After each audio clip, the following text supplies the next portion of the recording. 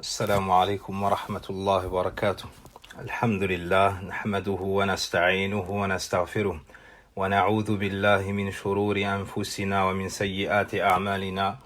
من يهده الله فلا مضل له ومن يضلل فلا هادي له، وأشهد أن لا إله إلا الله وحده لا شريك له، وأشهد أن محمدا عبده ورسوله. يا أيها الذين آمنوا اتقوا الله حق تقاته ولا تموتن إلا وأنتم مسلمون.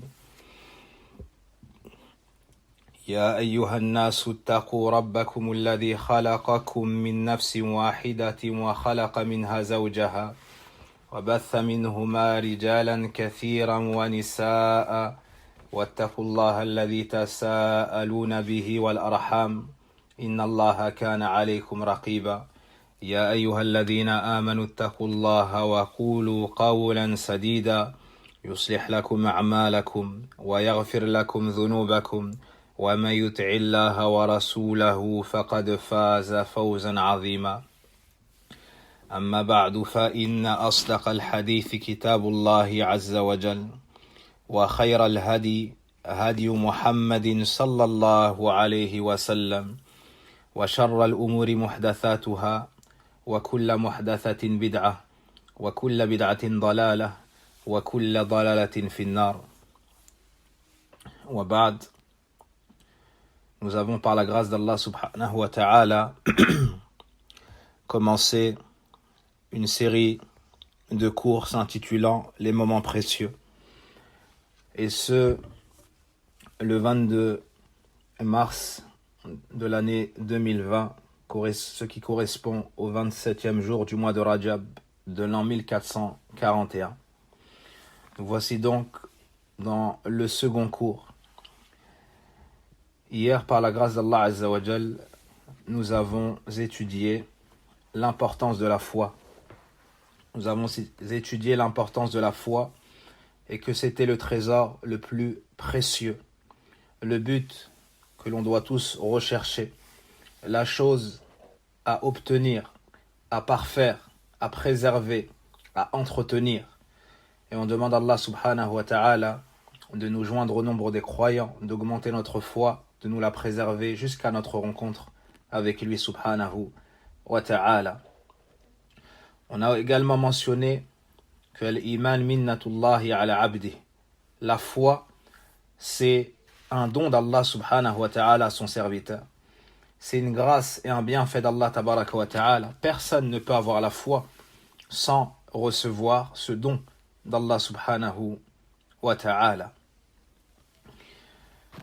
Et cette foi repose sur 6 piliers, sur 6 grands fondements qui sont la foi en Allah, en ses anges, en ses livres, en ses messagers, au jour dernier et au destin, qu'il nous soit favorable ou défavorable.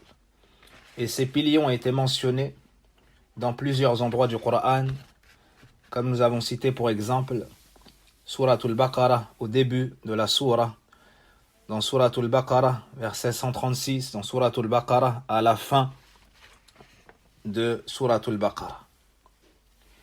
Quant au verset sur Al-Qadar, Inna kulla shayin khalaqnahu biqadar, dans Suratul Qamar. Dans Surat Taha, nous avons également Thumma ji'ta ala qadarin ya Musa. Et les textes relatifs au pilier de la foi sont très nombreux. Le prophète sallallahu alayhi wa sallam nous dit Al-imanu bid'un wa sab'una shu'bah, fa'a'laha qawlu la ilaha illallah, wa adnaha imatatul adha 'anit tariq, wal haya'u shu'batun min al-iman. Notre prophète sallallahu alayhi wa sallam nous dit la foi comprend une 70aine de branches. Bid'a, c'est le chiffre compris entre 3 et 9. Donc je traduirai ici par une 70aine de branches. Sa branche la plus haute est la parole La ilaha illallah. Et la plus basse est de d'ôter une nuisance du chemin. Et la pudeur est une branche de la foi. Donc dans ce hadith, le prophète sallallahu alayhi wa sallam nous dit que la foi dans son entièreté, ses différentes branches, ses différentes sortes, ses différentes actions, sont nombreux d'une 70. Il y a une 70aine de branches. Quant aux piliers, aux fondements sur lesquels repose la foi, ils sont nombreux de 6, et c'est le sujet du jour, bi'idhnillahi azza wa jal. Donc passons à ce point des plus importants, le but principal du cours, Sharhu Arkan al-Iman Sitta, l'explication des 6 piliers de la foi. Le premier pilier de la foi, comme nous l'avons mentionné, Al-Imanu Billah, la foi en Allah. La foi ayant pour définition Qawlun bil lisan, wa amalun bil arkan, wa i'tiqadun bil janan, yazidu bi ta'ati ar-Rahman, wa yanqusu bi ma'siyatihi wa ta'ati ash-shaytan. Mais avant d'expliquer les piliers de la foi, notons la définition de la foi. Notons la définition de la foi. La foi, c'est une parole avec la langue, des actions avec les membres, une croyance avec le cœur. Elle augmente de par l'obéissance du tout miséricordieux ou voué au tout miséricordieux, et elle diminue par sa désobéissance lorsqu'on obéit au diable. Donc la foi, al-Iman, ça comprend plusieurs choses. Ça peut être avec la langue, des paroles, avec le cœur. Ça peut être avec les membres, des actions. Le premier point, al-Imanu billah, la foi en Allah. هذا أصل الأصول وبقيتها تابعة له. Premièrement, al-Imanu billah, la foi en Allah. Ceci est la base. Et le reste des piliers de la foi suit cette base. Et lorsqu'on médite les versets, on voit qu'on commence par la foi en Allah. Kullun amana billahi wa malaikati wa kutubi. Laysa al-birra, ou plutôt walakinna al-birra man amana billah. Donc, dans les versets, on remarque qu'on commence par la foi en Allah. La foi en Allah, c'est donc la base. Et pour concrétiser cette foi en Allah, il nous faut 4 points. Al-Imanu billah yatadammanu arba'ata umur. La foi en Allah comprend 4 points. Premièrement, Al-Imanu biwujudihi. Deuxièmement, Ifraduhu fi rububiyatihi. Troisièmement, Ifraduhu fi uluhiyatihi. Et quatrièmement, Ifraduhu fi asma'ihi wa sifatihi. Pour que la foi en Allah se concrétise chez nous, il nous faut, premièrement, croire en son existence. Deuxièmement, croire en son unicité dans sa seigneurie. Troisièmement, croire en son unicité dans la divinité, dans l'adoration. Et quatrièmement, croire en son unicité dans ses noms et ses attributs. Donc, croire en Allah, c'est croire en l'unicité d'Allah. Le premier point, croire en l'existence d'Allah. Et cela est avéré de par la prime nature.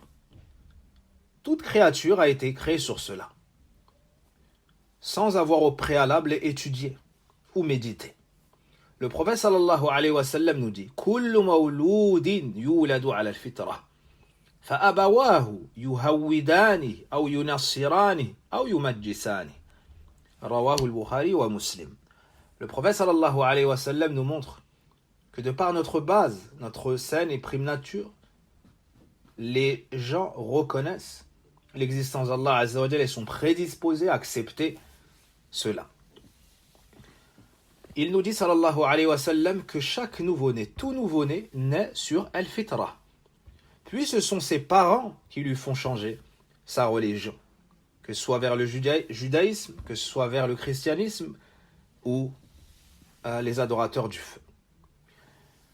La raison saine également nous appelle à cela, à croire en l'existence d'Allah Azza wa Jal, car la créature, avant d'être, elle n'était rien.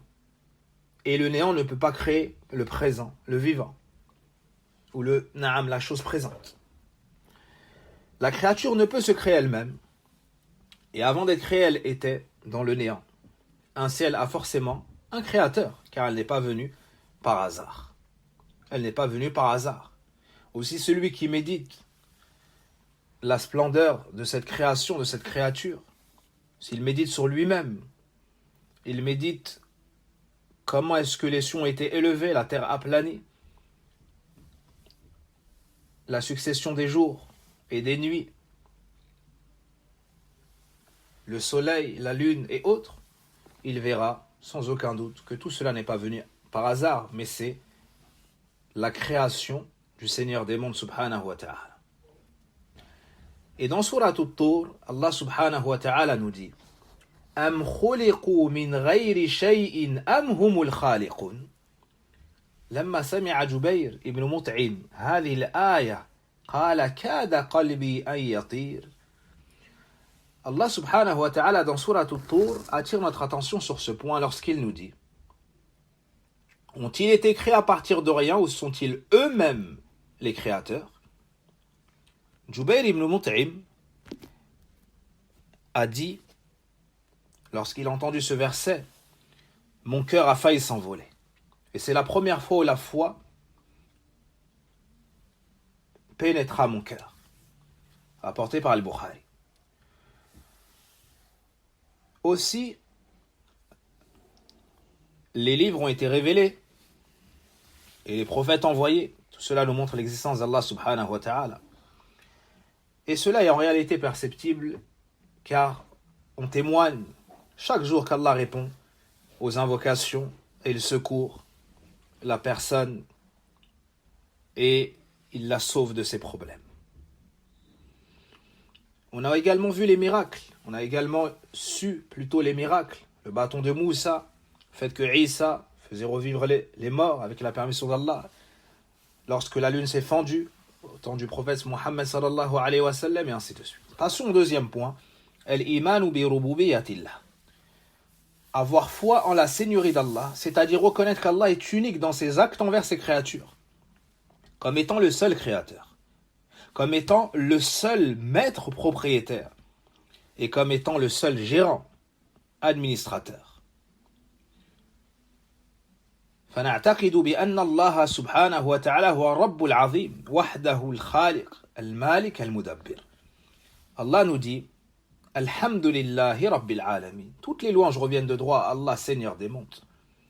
Il nous dit également Ala lahul khalq wal amr. À lui appartient la création et l'ordre. Dans Suratu Al-A'raf. Dans Suratu Al-A'raf. Aussi, Allah subhanahu wa ta'ala nous dit dans son livre Dhalikumullahu rabbukum lahul mulk. Voici Allah votre Seigneur, à lui appartient la royauté. Dans Surat Fatir. Dans Surat As-Sajdah, Yudabbiru al-amra min as-sama'i ila al-ard. Al-aya. Dans Surat As-Sajdah, Allah subhanahu wa ta'ala nous dit, selon la traduction des sens de ce verset, qu'il administre l'ordre des cieux vers la terre. Donc Allah, tout ce qu'il fait, il le fait seul, sans associé. C'est lui le créateur, c'est lui le pourvoyeur, c'est lui qui nous donne la vie, nous donne la mort. Les serviteurs sont soumis à son commandement. C'est lui qui élève, c'est lui qui rabaisse. C'est lui qui donne, c'est lui qui retient. C'est lui qui renforce, c'est lui qui avilit. Il juge selon ce qu'il veut. Et il décrète comme il le veut. Personne ne peut s'opposer à son commandement. Tout le monde reconnaît cela, si ce n'est une minorité par orgueil. Comme Allah nous l'a dit dans le Coran, وجحدوا بها واستيقنتها أنفسهم ظلما وعلوا. Dans Suratu An-Naml, Allah subhanahu wa ta'ala nous montre que les gens à l'image de Pharaon nièrent injustement et orgueilleusement, tandis qu'en eux-mêmes, ils y croyaient avec certitude. Ils y croyaient avec certitude. Allah nous dit وَلَئِنْ سَأَلْتَهُمْ مَنْ خَلَقَ السَّمَاوَاتِ وَالْأَرْضَ لَيَقُولُنَّ خَلَقَهُنَّ الْعَزِيزُ الْعَلِيمُ. Et si tu leur demandes qui est-ce qui a créé les cieux et la terre, ils diront très certainement le puissant, l'omniscient. Le puissant, l'omniscient. Donc même Kuffar Quraysh, les Arabes du temps du prophète sallallahu alayhi wa sallam et de son peuple reconnaissaient que le Créateur était Allah subhanahu wa ta'ala, mais cela ne les a pas pour autant fait entrer en islam. Passons au troisième point, al-imanu bi uluhiyyati. Donc le premier point de la foi en Allah, croire en son existence. Le deuxième, croire en son unicité dans la seigneurie, comme étant le seul créateur, le seul maître et le seul gérant. Le troisième point, c'est de reconnaître l'unicité d'Allah dans la divinité, c'est-à-dire avoir comme conviction ferme qu'Allah subhanahu est le seul digne d'être adoré. C'est le seul à mériter l'adoration, et tous ceux qui sont adorés en dehors de lui le sont vainement, faussement et injustement. وَهَذَا مَدْلُولٌ كَلِمَةِ التَّوْحِيدِ. Et cela est le sens de la ilaha illallah. Allah nous dit وَإِلَهُكُمْ إِلَهٌ وَاحِدٌ لَا إِلَهَ إِلَّا هُوَ الرَّحْمَنُ الرَّحِيمُ ويقول ذلك بأن الله هو الحق وأن ما يدعون من دونه هو الباطل وأن الله هو العلي الكبير ويقول وما أمروا إلا ليعبدوا الله مخلصين له الدين حنفاء ويقيموا الصلاة ويؤتوا الزكاة وذلك دين القيمة. Allah subhanahu wa ta'ala nous dit, pour nous enseigner son unicité et nous appeler à cela, c'est ainsi, car Allah est lui le vrai, alors que ceux qui les invoquent en dehors de lui est le faux, et c'est Allah qui est le sublime, ou bien le plus haut, le plus grand. Dans Suratu An-Nahl, وَلَقَدْ بَعَثْنَا فِي كُلِّ أُمَّةٍ رَسُولًا أَنِ اعْبُدُوا اللَّهَ وَاجْتَنِبُوا الطَّاغُوتَ. Et nous avons envoyé dans chaque communauté un messager pour leur dire n'adorez qu'Allah et éloignez-vous de ceux qui adorent en dehors de lui. Et dans Suratul Baqarah, votre divinité est une divinité unique. Nulle divinité n'est réellement digne d'être adorée si ce n'est lui, le tout miséricordieux, le très miséricordieux. Dans Suratul Bayyina, il ne leur a cependant été ordonné que d'adorer Allah d'un culte sincère. Voici le prêche de tous les messagers. Voici ce avec quoi tous les prophètes et messagers ont été envoyés à leur peuple. Chacun disait Ya qawmi i'budullaha ma lakum min ilahin ghayruh. Ô mon peuple, adorez Allah. Vous n'avez pas d'autre divinité, c'est-à-dire digne d'être adoré, en dehors de lui. Tous les prophètes sont venus avec cela. Wa'budullaha wa la tushriku bihi shay'a. Et adorez Allah et ne lui associez rien. Wa qada rabbuka alla ta'budu illa iyyah. Et ton Seigneur a décrété que vous n'adoriez que lui. Voici ce pourquoi Allah nous a créés. Voici ce pourquoi Allah a envoyé les messagers. Voici ce pourquoi il a tout légiféré. Donc, la prosternation est pour Allah. La prière doit être pour Allah, doit être faite pour Allah. Le sacrifice pour Allah. La confiance placée en Allah. On doit compter que sur Allah. Quand on demande une chose, on la demande à Allah. Quand on cherche le secours, c'est auprès d'Allah. Ya ghulam, inni u'allimuka kalimat. Ihfazillah yahfazka, ihfazillah tajidhu tujahak. Ida sa'alta fas'alillah. Wa ida sta'anta fasta'in billah. Le prophète alayhi salatu wassalam a dit à Ibn Abbas, lorsque tu demandes, demande à Allah. Et quand tu recherches de l'aide, recherche-la auprès d'Allah. Et tous ceux qui sont en dehors d'Allah sont adorés faussement et vainement et injustement, car celui qui mérite l'adoration est celui qui a tout créé. Et le créateur, c'est Allah. Ya ayyuhan nas, u'budu rabbakum. C'est pour cela qu'il nous dit en Sourate Al-Baqarah, ô vous les gens, adorez votre Seigneur. Ceux qui sont en dehors d'Allah sont adorés faussement et injustement. Pourquoi? Parce qu'ils ne possèdent pas le pouvoir de faire le bien, ni de retirer le mal, et parce qu'ils n'ont pas la perfection absolue. وَاتَّخَذُوا مِن دُونِهِ آلِهَةً لَا يَخْلُقُونَ شَيْئًا وَهُمْ يُخْلَقُونَ وَلَا يَمْلِكُونَ لِأَنفُسِهِمْ ضَرًّا وَلَا نَفْعًا وَلَا يَمْلِكُونَ مَوْتًا وَلَا حَيَاةً وَلَا نُشُورًا. Allah Azza wa Jal nous indique cela lorsqu'il nous dit dans Sourate Al-Furqan, son traduction, mais ils ont adopté en dehors de lui des divinités qui, étant elles-mêmes créées, ne créent rien, et qui ne possèdent la faculté de faire ni le mal ni le bien pour elles-mêmes, et qui ne sont maîtresses ni de la mort, ni de la vie, ni de la résurrection. Donc Allah subhanahu wa ta'ala est le seul à mériter l'adoration. Et c'est cela le sens de la ilaha illallah. La ma'bouda bihaqqin illallah. Nulle divinité n'est réellement digne d'être adorée, si ce n'est Allah. Le quatrième point, par lequel on concrétise la foi en Allah, al-imanu bi asma'ihi wa sifatihi, avoir foi en ses noms et ses attributs. Et le Coran a été révélé pour nous faire connaître celui qu'on va adorer. Ça, c'est une des sagesses. فنثبت لله ما أثبت لنفسه وأثبت له رسوله صلى الله عليه وسلم على الوجه اللائق من غير تمثيل ولا تكييف ومن غير تعطيل ولا تحريف. Donc nous nous devons d'affirmer pour Allah ce qu'il s'est affirmé à lui-même comme nom et attribut, ou lui a affirmé le messager sallallahu alayhi wa sallam, comme il convient à sa perfection. Et lorsque nous affirmons les noms et les attributs d'Allah, on se doit de faire attention à deux péchés gravissimes, deux fautes incommensurables. La première, at-tamthil, l'anthropomorphisme. On doit faire attention à ne pas établir de similitude entre les attributs d'Allah et ceux de ses créatures. La deuxième faute gravissime, at-takyif, on ne doit pas chercher le comment des attributs d'Allah et on ne doit pas questionner à ce sujet. Et on doit rejeter tous les défauts et toutes les imperfections, comme Allah l'a fait lui-même dans le Coran, ou a fait le prophète alayhi salatu wassalam. Mais on ne doit pas rejeter ce qui a été affirmé, et on ne doit pas altérer les sens qui ont été mentionnés.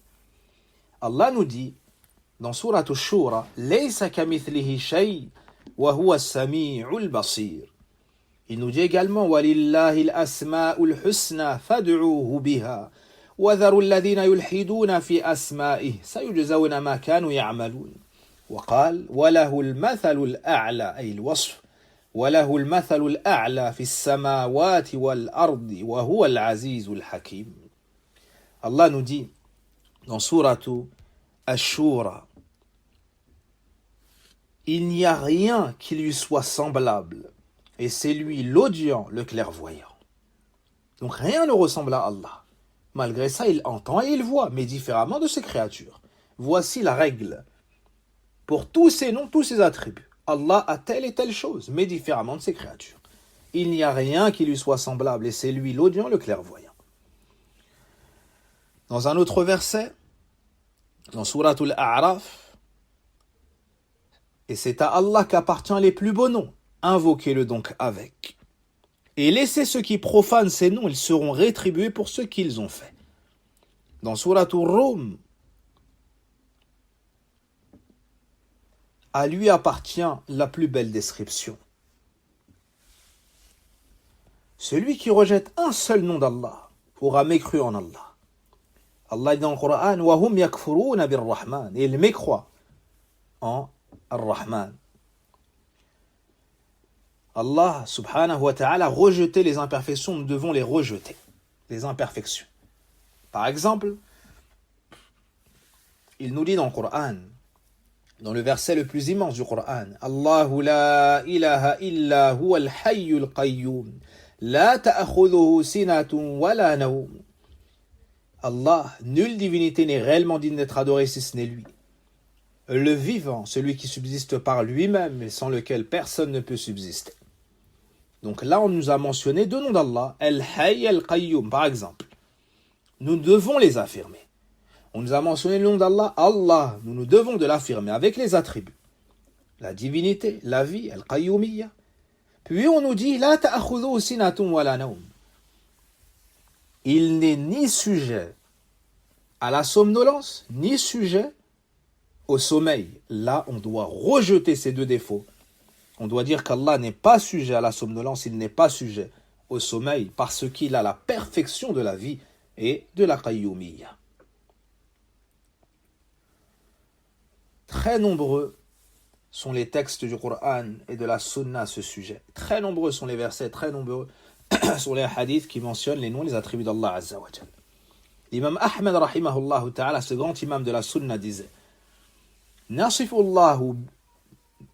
الله بما وصف به نفسه وما وصفه به رسوله لا نتجاوز القرآن والحديث. Et Nu'aym ibn Hammad disait من شبه الله بخلقه كفر من شبه الله بخلقه فقد كفر ومن جحد ما وصف الله به نفسه فقد كفر. L'imam Ahmed disait, on décrit Allah selon ce qu'il s'est décrit lui-même, ou ce par quoi l'a décrit le messager, sallallahu alayhi wa sallam. On ne dépasse jamais, on n'outrepasse jamais le Coran et la Sunna. C'est-à-dire que dans ce chapitre, il faut parler que selon la révélation. On dit sur Allah que ce qu'il a dit sur lui-même, que ce qu'a dit sur lui le messager, sallallahu alayhi wa sallam. Et Nu'aym ibn Hammad, Khuza'i rahimahullah, disait, celui qui établit une similitude entre Allah et ses créatures a mécru. Et celui qui rejette ce par quoi Allah s'est décrit lui-même, alors il a mécru. Voici pour le premier pilier de la foi. On doit reconnaître qu'Allah Azza wa Jal, c'est le maître des mondes. C'est le créateur, le seul maître, et il a la perfection absolue, c'est donc le seul qui mérite d'être adoré. Voilà le minimum, chers frères, chères sœurs, que vous devez savoir. Le minimum, chers parents, chers enfants, que vous devez connaître. C'est de savoir qu'Allah, c'est le Seigneur des mondes. C'est le maître absolu. Il a la perfection. Il n'a aucun défaut. Et c'est le seul qui mérite d'être adoré. Voilà le minimum qu'on doit savoir pour avoir la foi en Allah subhanahu wa ta'ala. Passons au deuxième pilier de la foi, al-imanu bil malaika.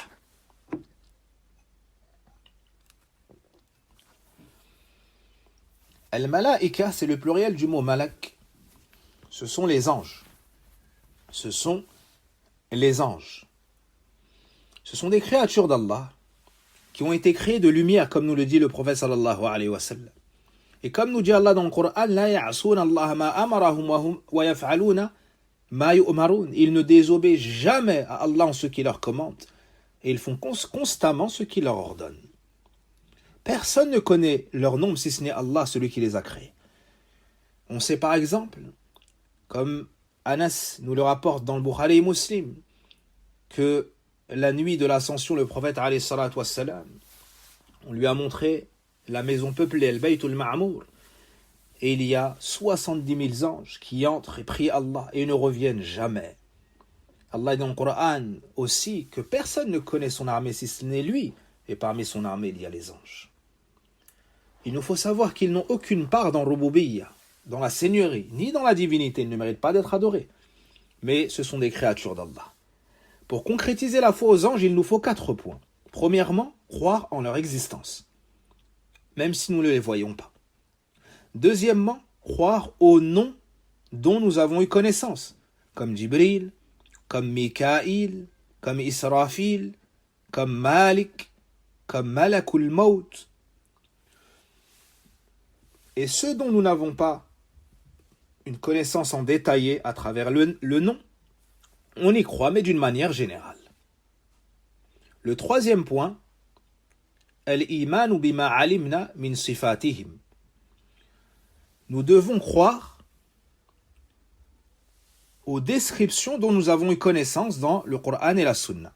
Par exemple, Le prophète sallallahu alayhi wa sallam a vu Jibril sous sa vraie forme, sous laquelle Allah l'a créé. Il avait 600 ailes et couvrait l'horizon. Il couvrait à portée de vue. Donc ça c'est un point en détail, on doit y croire en détail. Dans le recueil d'Abu Daoud, selon Jabir, le prophète sallallahu alayhi wa sallam a dit « Udhina li » il m'a été permis « an uhaddithakum » de vous raconter ou de vous mentionner « an malak min malaikatillah min hamalatil arsh » on m'a permis de vous dire, de vous informer au sujet d'un ange parmi les anges d'Allah qui font partie des porteurs du trône. Inna ma bayna shahmati udhunihi ila atiqihi masirata sab'i mi'ati 'am. Sahahu al-Dhahabi wal-Albani rahmatullahi alayhima. Le prophète alayhi salatu wassalam nous parle d'un ange parmi les porteurs du trône d'Allah azza wa jal. L'espace qu'il y a entre le lobe de son oreille et sa clavicule ou son épaule est équivalent à la distance de 500 ans. De 500 ans, tabarakallah. 500 ans. Et dans une version à vol d'oiseau. Ça nous montre la grandeur de cette créature qu'Allah a créée. Allah nous dit dans Surat Fatir, Ja'ilil malaika rusulan uli ajnihatim mathna wa thulatha wa ruba'. Dans Surat Fatir, encore une description des anges. Allah subhanahu wa ta'ala nous dit que certains ont 2 ailes, certains en ont 3, certains en ont 4.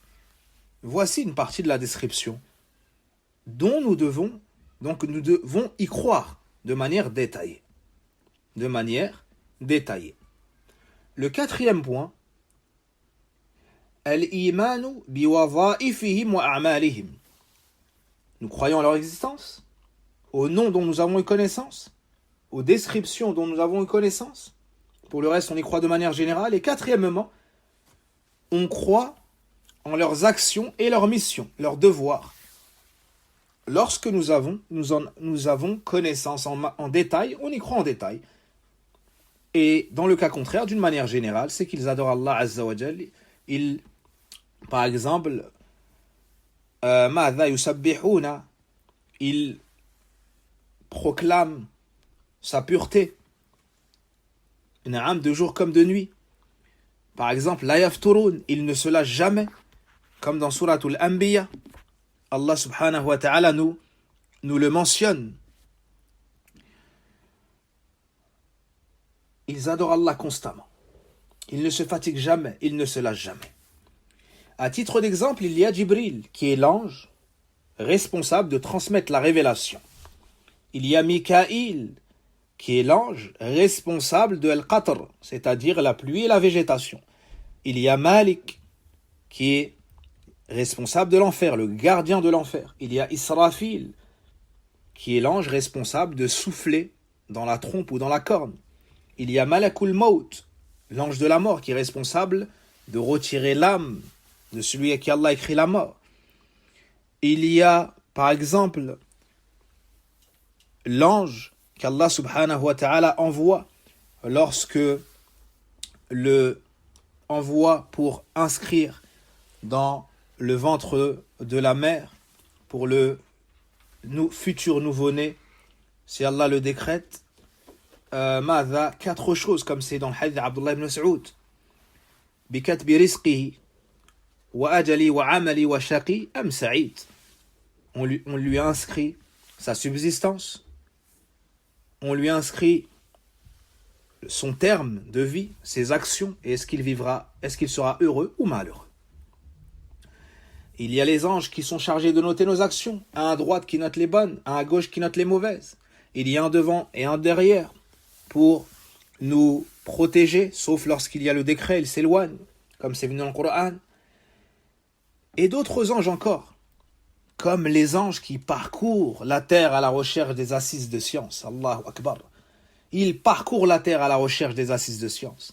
Et lorsqu'ils trouvent cela, ils se disent mutuellement Halumma ila hajatikum. Venez, nous avons trouvé ce que nous recherchons. Et ils se mettent les uns au-dessus des autres jusqu'à remplir l'espace entre ce bas monde et le ciel. Et ils écoutent. Et ils écoutent, subhanallah. Ils écoutent, se rappellent. Ils écoutent, se rappellent. Parmi les anges, il y a également ceux qui se trouvent aux portes des mosquées le jour du vendredi. Et ils notent ceux qui y entrent.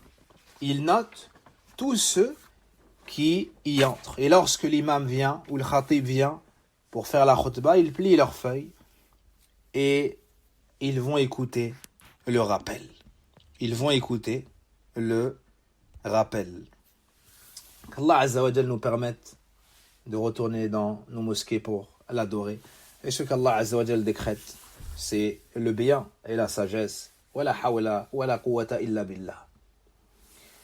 Et le hadith des anges qui notent le Jumu'ah, il est dans le Bukhari et Muslim. Il y a également l'ange qui, lorsque tu fais dua pour ton frère en Allah ou ta sœur en Allah, en son absence, il te dit Amin walaka bimithl.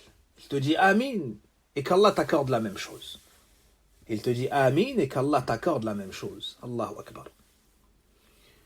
Il y a également les deux anges chaque jour qui invoquent Allah. Oh Allah, accorde à ceux qui dépensent pour ta cause et remplace-leur, donne-leur. Oh Allah, détruis les biens de celui qui ne dépense pas. En gros, celui qui est généreux, qui donne pour Allah, on fait dua pour qu'Allah lui rajoute et lui remplace. Et celui qui est avare et qui retient et ne donne pas, on fait dua pour qu'Allah Azza wa Jal détruise ses biens. Il y a également les anges qui portent le trône d'Allah Azza wa Jal. Il y a les anges qui porteront le trône d'Allah Azza wa Jal yawm al-qiyamah. Et ils seront 8. Il y a les anges qui tireront les 70 000 chaînes de l'enfer pour l'amener pour l'amener yawm al-qiyamah. Il y aura 70 000 anges par chaîne. La hawla wa la quwwata illa billah. On a comme information aussi que lorsqu'Allah aime le serviteur, il appelle Jibril. Oh Jibril, j'aime un tel, aime-le donc. Jibril se met alors à l'aimer. Puis il appelle les habitants des cieux. Oh, vous, les habitants des cieux, Allah aime un tel, aimez-le donc. Ils se mettent donc à l'aimer jusqu'à ce qu'on répande son agrément sur la terre. Subhanallah. Voici une des grandes créatures d'Allah qui a peur d'Allah, qui se soumet à Allah, qui adore Allah tout le temps. Ce sont les anges, alors qu'ils ne font aucun péché. Le troisième pilier de la foi, al-imanu bil-kutub, la foi aux livres, c'est-à-dire les livres qu'Allah a révélés en tant que miséricorde et guidés pour ses créatures.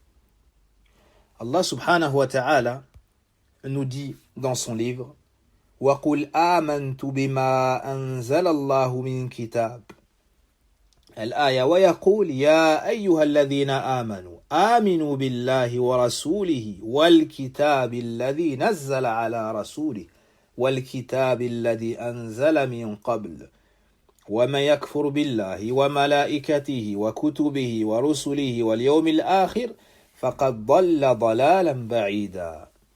La foi au livre est un des piliers de la foi, c'est le troisième pilier de la foi. Allah subhanahu wa ta'ala nous dit dans Surat Ash-Shura et dit je crois en ce qui m'a été révélé de la part d'Allah. Je crois en tout ce qu'Allah a fait descendre comme livre. Et dans Surat An-Nisa, ô croyants, ayez foi en Allah, en son messager, au livre qu'il a fait descendre sur son messager et au livre qu'il a fait descendre avant. Et quiconque ne croit pas en Allah, en ses anges, en ses livres, en ses messagers au jour dernier, s'égare loin dans l'égarement. Et ce verset de Surat An-Nisa, verset 136, c'est un verset à mettre au nombre des versets qui réunissent les piliers de la foi. La foi au livre comprend 4 points. Premièrement, al-imanu bi anna nuzulaha min indillahi haqqan fa huwa kalamu ghayru makhluq. Premièrement, donc la foi au livre comprend 4 points. Premièrement, le fait de reconnaître, le fait de croire que la révélation de l'ensemble de ces livres a été faite par Allah, et réellement et véritablement. C'est donc la parole d'Allah, incréée. Allah nous dit dans son livre, wa innahu latanzilu rabbil alamin. C'est certes la révélation du Seigneur des mondes. Ça, c'est le premier point. Le deuxième point, avoir foi en tous les livres dont nous avons, ou plutôt avoir, certifier tous les noms dont nous a fait mention dans le Coran ou la Sunna. On y croit d'une croyance particulière. Lorsqu'on connaît le nom d'un livre révélé, on y croit d'une croyance particulière, comme Al-Qur'an al-Karim, comme Al-Injil, qui a été révélé à Isa, comme Al-Tawrah, qui a été révélé à Moussa alayhi salam, comme Al-Zabour, qui a été révélé à Daoud alayhi salam, comme Suhuf Ibrahim. Le troisième point, تصديق ما صح من أخبارها. Le fait de reconnaître tout ce qui est authentique comme information des livres révélés. Cela comprend toutes les informations du Coran et comprend les informations des livres passés qui n'ont pas été falsifiés ni altérés. Et pour savoir cela, pour pouvoir l'affirmer, il faut que ce soit affirmé dans notre livre ou dans la Sunna. Et enfin, quatrièmement, l'amalu bil Qur'an. Le fait d'appliquer le Qur'an, sauf lorsque le jugement a été abrogé. Agréer cela et s'y soumettre. Ma'arrida wa taslim. Une remarque. Jami'ul kutub as-sabiqa mansukhatun bil Qur'an al-azim. Tous les livres précédents, on ne les lit pas. On ne cherche pas la guider dedans. Car c'est le Coran qui prévaut sur tous les livres. Il est muhayminun alayhi, hakiman alayhi, comme a dit Ibn Abbas. Alayha, comme a dit Ibn Abbas. Voir le tafsir d'Ibn Kathir. وأنزلنا إليك الكتاب بالحق مصدقا لما بين يديه من الكتاب ومهيمنا عليه. Dans Suratu Al-Ma'idah, et sur toi, c'est-à-dire le prophète Mohammed sallallahu alayhi wa sallam, nous avons fait descendre le livre avec la vérité pour confirmer le livre qui était là avant lui et pour prévaloir sur lui. Donc le Coran, c'est le dernier livre révélé. C'est le dernier livre révélé. C'est le meilleur livre révélé, du fait qu'il comprend toutes les perfections des livres qui sont passés, mais on y a ajouté des choses qui n'y étaient pas. C'est pour cela que c'est lui, certains ont dit le témoin sur les autres, qui prévaut sur les autres. Il y a eu différents tafsirs pour muhayminan, shahidan, hakiman, et ainsi de suite. Donc le Coran, c'est le meilleur livre révélé. Et Allah Azza wa Jal lui-même takaffala bihifdhi. C'est Allah lui-même qui le préserve et s'est engagé à cela. Inna nahnu nazzalna dhikra wa inna lahu lahafidhun. Dans Suratul Hijr, Allah subhanahu wa ta'ala nous dit en vérité c'est nous qui avons fait descendre le Coran et c'est nous qui en sommes les gardiens. Et beaucoup demandent parmi les francophones, comment se fait-il qu'on dise nous, nahnu?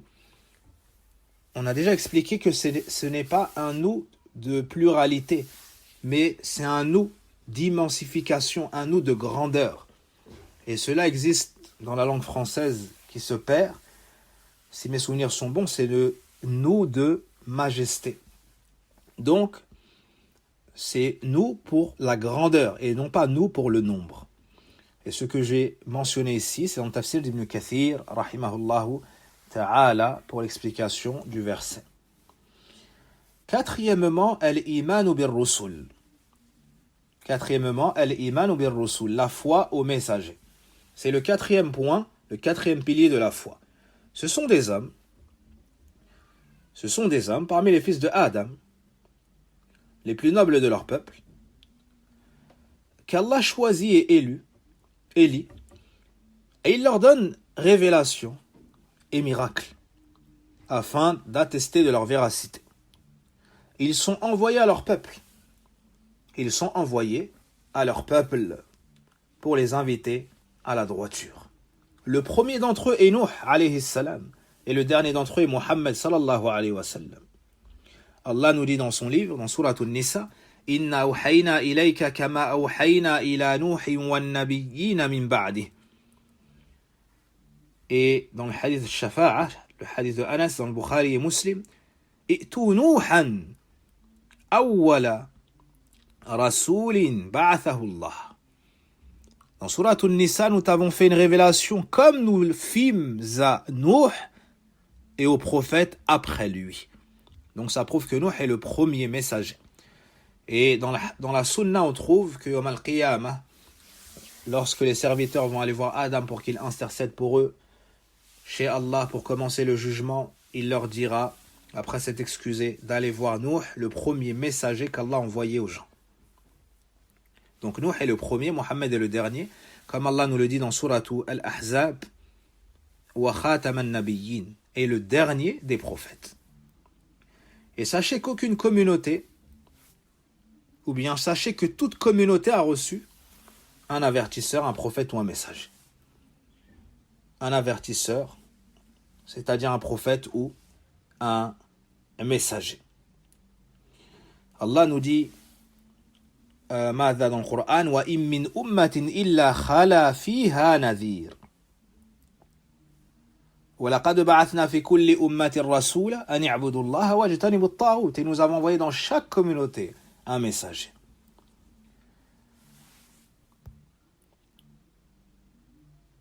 Il n'est pas une nation qui n'ait déjà eu un avertisseur.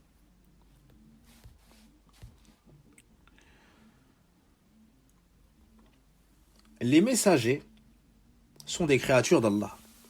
Ils n'ont aucune part dans la seigneurie, dans la création, ni droit à la divinité, à l'adoration. Allah nous dit قُلْ لَا أَمْلِكُ لِنَفْسِي نَفْعًا وَلَا ضَرًّا إِلَّا مَا شَاءَ اللَّهُ وَلَوْ كُنْتُ أَعْلَمُ الْغَيْبَ لَاسْتَكْثَرْتُ مِنَ الْخَيْرِ وَمَا مَسَّنِيَ السُّوءُ إِنْ أَنَا إِلَّا نَذِيرٌ وَبَشِيرٌ لِقَوْمٍ يُؤْمِنُونَ. Les prophètes, les messagers, sont des serviteurs d'Allah. Ils ne méritent pas l'adoration. Ils n'ont pas de part dans la création. Allah a ordonné au prophète sallallahu alayhi wa sallam de dire, comme c'est dans le Coran, dit, je ne détiens pour moi-même, ni profit ni dommage, sauf ce que Allah veut. Sauf ce qu'Allah veut. Et si je connaissais l'inconnaissable, j'aurais eu des biens en abondance et aucun mal ne m'aurait touché. Je ne suis pour les gens qui croient qu'un avertisseur est annonciateur. Donc on ne doit pas exagérer sur les prophètes et les messagers au point de les élever au même niveau qu'Allah, au point de leur demander en dehors d'Allah, au point de leur demander la guérison et autres. Cela ne se demande que à Allah. Mais il ne faut pas les mépriser, les négliger. Il ne faut pas diminuer de leur place au point de renier leurs prophéties et leurs miracles. Ce sont des humains. Ils sont donc sujets à ce qui touche les humains, comme le besoin de manger, de boire, comme la maladie, la tristesse, la joie, comme la mort. Ainsi dans le Coran, Allah nous dit, dans l'histoire d'Ibrahim, وَالَّذِي هُوَ يُطْعِمُنِي وَيَسْقِينِ وَإِذَا مَرِضْتُ فَهُوَ يَشْفِينِ وَالَّذِي يُمِيتُنِي ثُمَّ يُحْيِينِ. Dans Surat Ash-Shu'ara, et c'est lui qui me nourrit et me donne à boire. Et quand je suis malade, c'est lui qui me guérit et qui me fera mourir, puis me redonnera la vie. Regardez le comportement d'Ibrahim, alayhi salam. Il dit, c'est Allah qui me donne, c'est Allah qui me donne, c'est Allah qui me donne. Mais au moment de parler de la maladie, en excellent monothéiste, il dit, wa idha maridtu, et lorsque je suis malade. Il ne dit pas lorsqu'Allah me rend malade, alors que c'est Allah qui décrète tout, c'est Allah qui décide de tout. mais par comportement envers son Seigneur, il dit « Et lorsque je suis malade » et quand je suis malade. Et là, pour parler de la guérison, là, oui, il fait revenir cela à Allah. C'est lui qui me guérit. Fahuwa yashfin. Ça, c'est un excellent comportement. On doit prendre exemple sur le Coran, exemple sur les prophètes, alayhim as-salam. Aussi, il nous faut savoir qu'Allah subhanahu wa ta'ala a élevé certains prophètes, certains messagers au-dessus d'autres. Tilka ar-rusul faddalna ba'dahum ala ba'd. Allah Azza wa Jal nous dit parmi ces messagers, nous avons favorisé certains par rapport à d'autres. Minhum man kallam Allah. Parmi eux certains, Allah leur a parlé. Il en est à qui Allah a parlé. Allah Azza wa Jal, yani wa kallama Allah Moussa taklima. Allah a parlé à Moussa de vive voix. Il a donné à Isa le miracle de donner vie aux morts, de sortir de leur tombe. Il a donné au prophète Mohammed le plus grand miracle, le Coran al-Karim. Il a pris Ibrahim et Mohammed sallallahu alayhi wa sallam en tant que Khalil. Wa atayna Daoud Zabura. Nous avons accordé à Daoud Az-Zabour, comme c'est mentionné dans Surat al-Isra. Quant au hadith qui dit dans le Bukhari Muslim, la tufaddilu bayna al-anbiya, ne favorisez pas un prophète sur un autre. Ibn Kathir explique et dit ay bil asabiyya wa tashahi, c'est-à-dire avec le fanatisme et le libre arbitre, le bon vouloir de chacun. Non. Par contre, avec les preuves, oui, ce que le Coran nous indique, on est obligé de le dire. Le prophète Mohammed sallallahu alayhi wa sallam, par exemple, c'est le meilleur, on le dit. Ibrahim, c'est le Khalil, on le dit. Moussa alayhi salam, Kalimullah, on le dit. Nous avons également, nous croyons également qu'ils ont parfaitement conseillé leur peuple. Il n'y a pas un bien qui nous rapproche d'Allah et du paradis sans qu'il nous l'ait enseigné. Il n'y a pas un mal qui nous éloigne de cela sans qu'ils aient averti leur peuple. Le prophète sallallahu, mais il reste des humains. Le prophète sallallahu dit innama ana basharun mithlukum ansa kama tansaun fa idha nasitu fadhakkiruni. Le Bukhari Muslim nous rapporte que le prophète sallallahu alayhi wa sallam a dit je ne suis qu'un humain comme vous, j'oublie comme vous oubliez. Ainsi, si j'oublie, rappelez-moi. La foi au messager comprend 4 points. La foi en Allah comprend 4 points. La foi aux anges, 4 points. Au livre, 4 points. Et là, au messager, 4 points. Premièrement, al-iman bi anna risalatihim haqqan min Allah. Premièrement, le fait de reconnaître fermement, sans aucun doute, que leur message émane réellement d'Allah. Leur message et leur miracle proviennent d'Allah. Celui donc qui renie un seul prophète ou un seul messager aura mécrit en l'ensemble. كَذَّبَتْ قَوْمُ نُوحٍ الْمُرْسَلِينَ. C'est pour cela que dans Surat al-Shu'ara, Allah Azza wa Jal nous dit le peuple de Nuh traita de menteurs les messagers. Alors que c'est le premier messager. Mais du fait qu'ils ont mécrit en Nuh, ils ont mécrit en tous les messagers. Celui qui renie un seul messager aura renié tous les messagers. Ainsi, celui qui n'a pas cru en Isa n'a pas cru en Moussa. Et celui qui n'a pas cru en Mohammed sallallahu alayhi wa sallam n'a pas cru aux autres. Deuxièmement, al-imanu bima alimna min asma'ihim. Nous devons avoir foi en ceux dont nous avons eu les noms, une foi particulière. Comme les 5 prophètes ou messagers les plus doués de fermeté. Mohammed sallallahu alayhi wa sallam, puis Ibrahim alayhi salam, puis Moussa alayhi salam, puis Isa alayhi salam, puis Nuh alayhi salam. Et dans Surat al-An'am, verset 86 jusqu'à 89, ماذا وتلك حجتنا آتيناها إبراهيم, Allah Azza wa Jalla a mentionné, si mes souvenirs sont bons, 18 messagers à la suite. C'est le passage qui comprend le plus de prophètes et de messagers. Et en tout dans le Coran, savez-vous, il y a combien de noms de prophètes mentionnés? Il y en a 25. Il y en a 25. Quant à ceux dont nous ignorons les noms, on y croit d'une manière générale.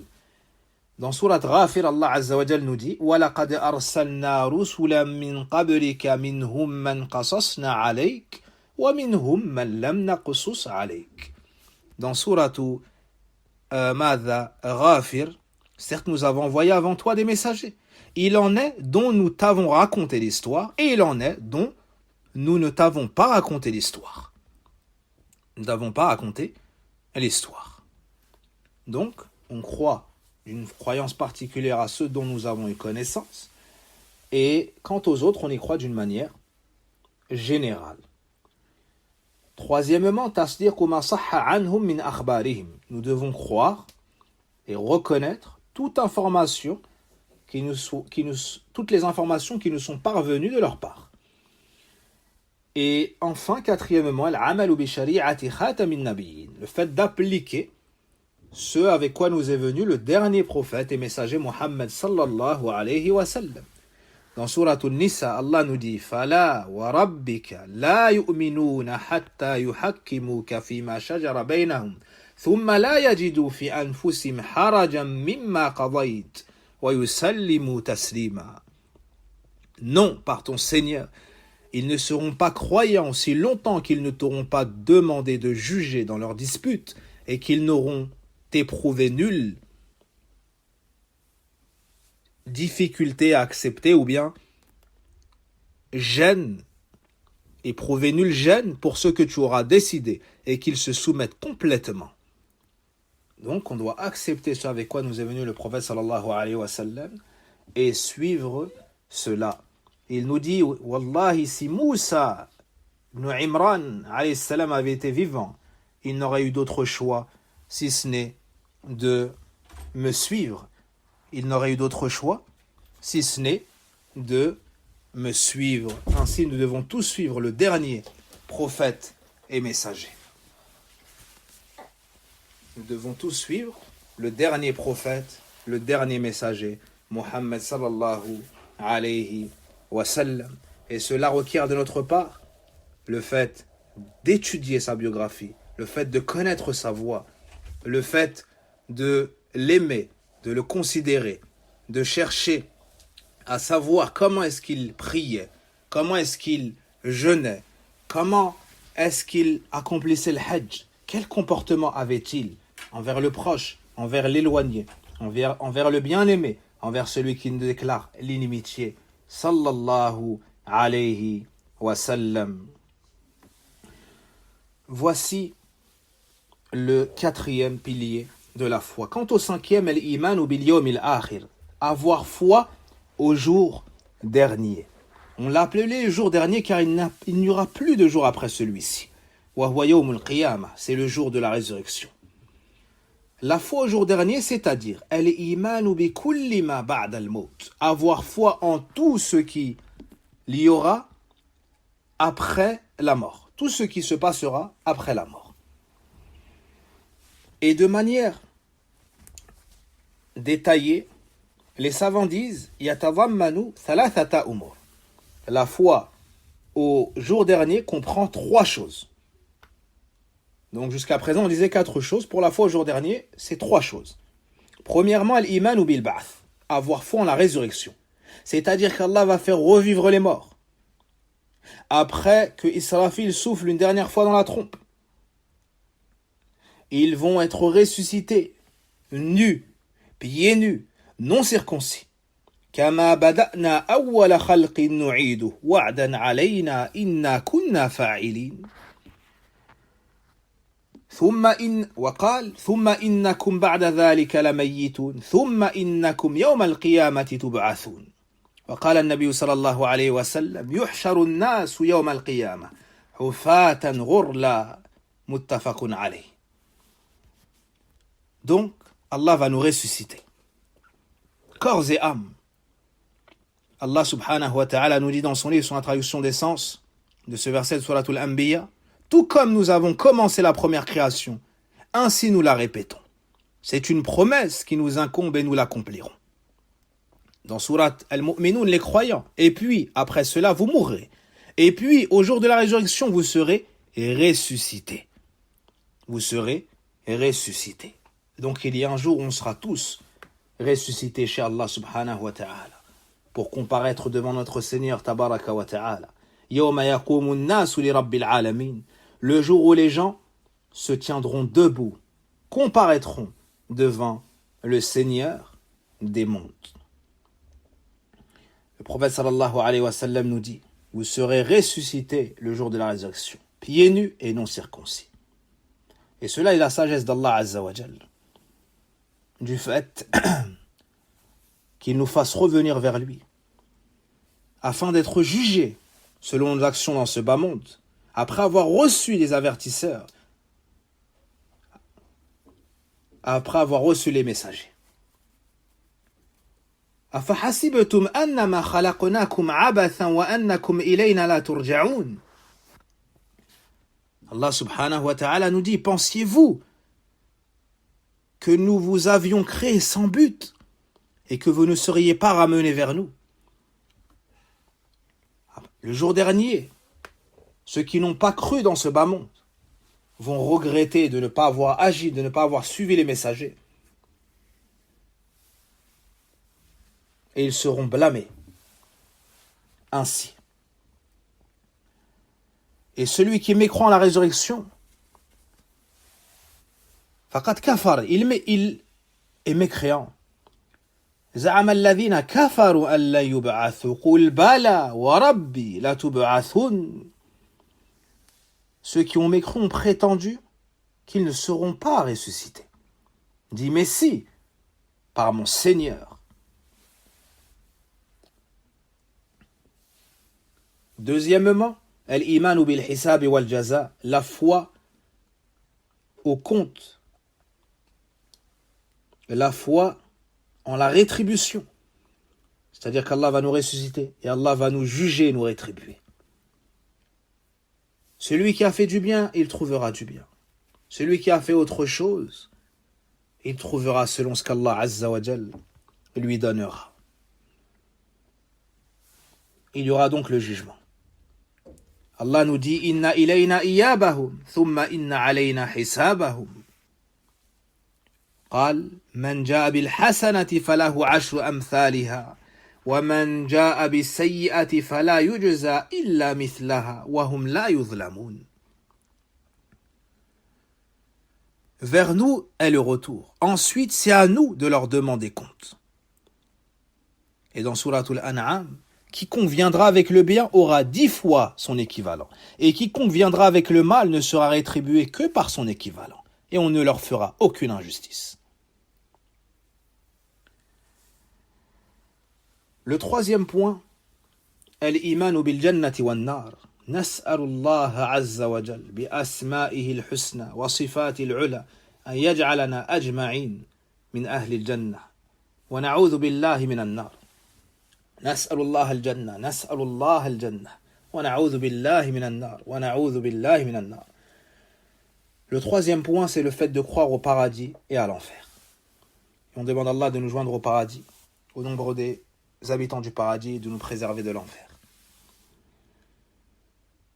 C'est la destination finale, soit le paradis, soit l'enfer. Fariqun fil jannah wa fariqun fis sa'ir. Une partie ira au paradis, l'autre partie ira en enfer. Al-jannah jaza'ul muwahhidin. Le paradis, c'est la rétribution des gens du tawhid, des gens de la ilaha illallah Muhammadur Rasulullah sallallahu alayhi wa sallam, qui ont compris cette parole, ont agi avec cette parole.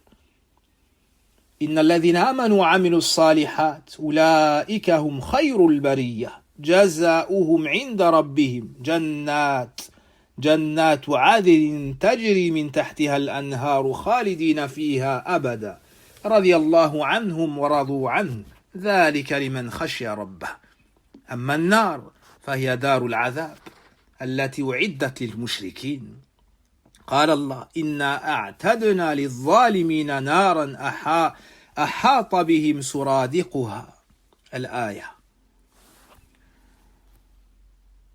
Le paradis, c'est la récompense des gens du tawhid. Quant à ceux qui croient et accomplissent les bonnes œuvres, ce sont les meilleurs de toute la création. Leur récompense est auprès d'Allah. ou bien leur récompense auprès d'Allah sera les jardins de séjour, sous lesquels coulent les ruisseaux, pour y demeurer éternellement. Pour y demeurer éternellement. Allah les agrée, il l'agrée. Telle sera la récompense de celui qui craint son Seigneur. Et dans Souratul Kahf, on nous montre que la rétribution de ceux qui ont mécru, de ceux qui sont détournés de l'appel des prophètes et des messagers, de ceux qui n'ont pas considéré la prière, de ceux qui n'ont pas accordé importance aux instructions du prophète sallallahu alayhi wa sallam, eux c'est l'enfer. Dans Souratul Kahf, Allah subhanahu wa ta'ala nous dit sur la traduction des sens de ce verset: nous avons préparé pour les injustes un feu dont les flammes les cernent. Et s'ils implorent à boire, on les abreuvera d'une eau comme du métal fondu, brûlant les visages. Quelle mauvaise boisson et quelle détestable demeure.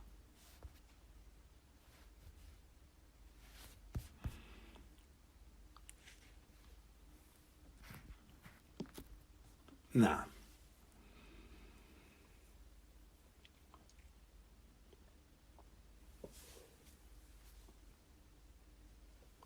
Voici les 3 points de la foi au jour dernier. Croire en la résurrection, croire au jugement et la rétribution, et croire au paradis et à l'enfer qui sera la destination des gens. Passons au dernier pilier de la foi, al-imanu bil qadar khayri wa sharri. La foi en la prédestination, qu'elle nous soit favorable ou défavorable. Le destin, c'est ce qu'Allah subhanahu wa ta'ala a su depuis toujours. Ainsi, ça a été décrété selon la science d'Allah azza wa jal.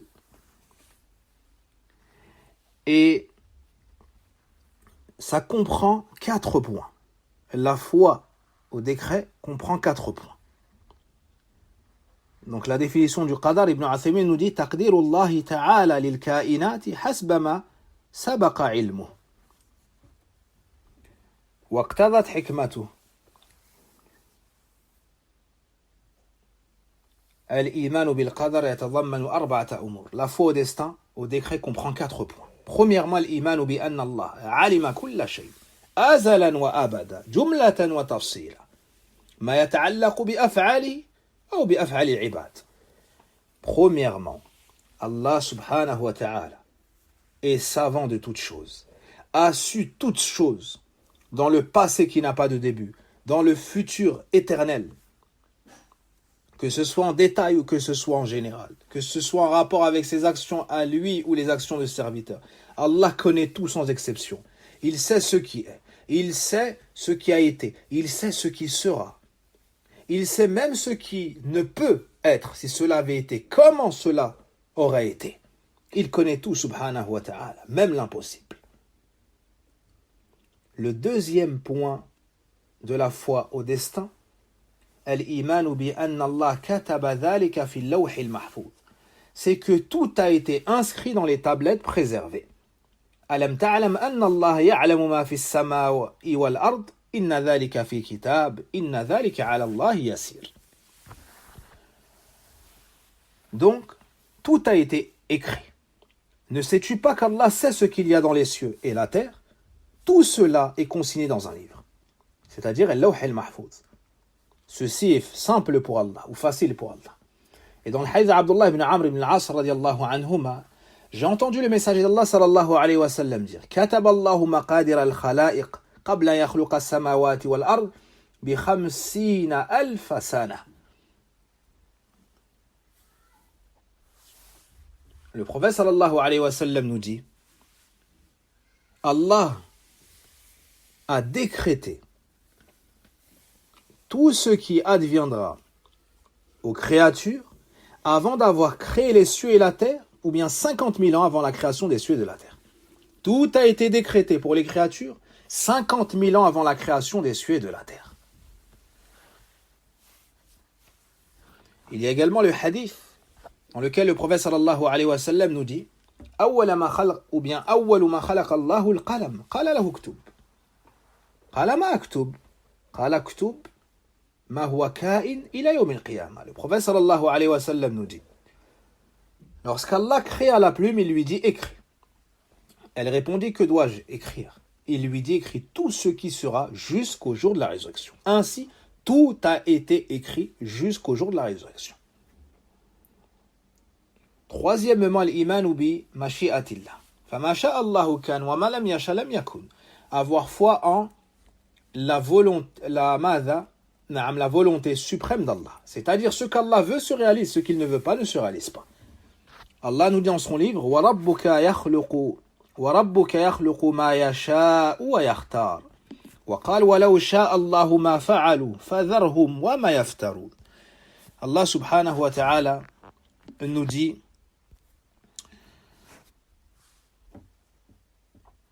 et ton Seigneur crée ce qu'il veut et choisit. Il nous dit également, si Allah avait voulu, il ne l'aurait pas fait. Laisse-les donc, et ce qu'ils forgent comme mensonge.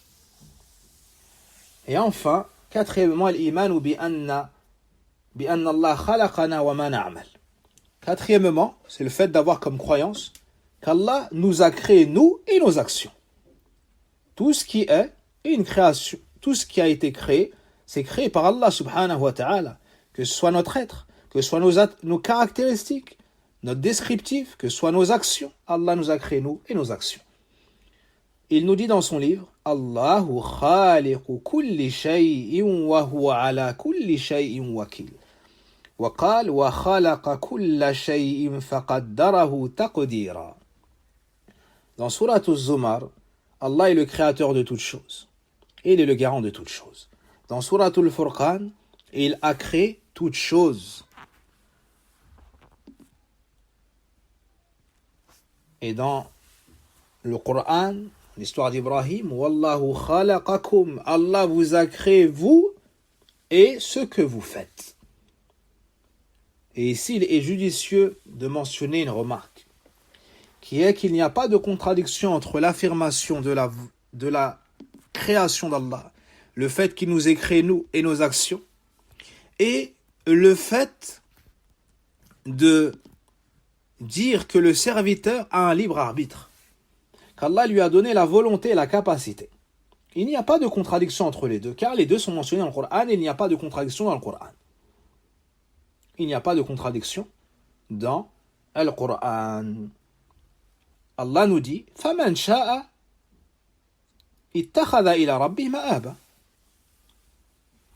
Donc Allah nous mentionne la volonté de la créature et mentionne que celui qui veut peut prendre un chemin vers Allah Azza wa Jal. Et que il nous dit également fattakullah mastata'tum wasma'u wa ati'u, et craignez Allah autant que possible et écoutez et obéissez. Donc dans Surat At-Taghabun, on nous montre qu'on a un libre arbitre, qu'on peut faire. Tout le monde sait cela. Nous ne sommes pas tels des feuilles au vent. Mais on a un libre arbitre, on a une volonté, on a une capacité. Mais la volonté d'Allah est suprême. Et la nôtre suit la volonté du serviteur, la capacité du serviteur a lieu selon la volonté d'Allah. Voici le résumé. Allah nous dit Liman sha'a minkum an yastaqim wa ma tasha'una illa an yasha Allahu rabbul alamin. Dans Surat At-Takwir, pour celui qui parmi vous souhaite observer la droiture, et vous ne pouvez vouloir, sauf si Allah le veut, le Seigneur des mondes. Donc on a affirmé ici la volonté du serviteur, mais on nous montre qu'elle suit la volonté du Seigneur. Allah nous dit également Ma asaba min musibatin fil ardi wala fi anfusikum illa fi kitabin min qabli an nabra'aha inna dhalika fi kitab inna dhalika 'ala Allah yasir. Allah Azza wa Jalla, encore dans ce verset de Surat Al-Hadid, affirme son décret. Et dans ce chapitre, il nous faut faire attention à la voie de deux sectes égarées.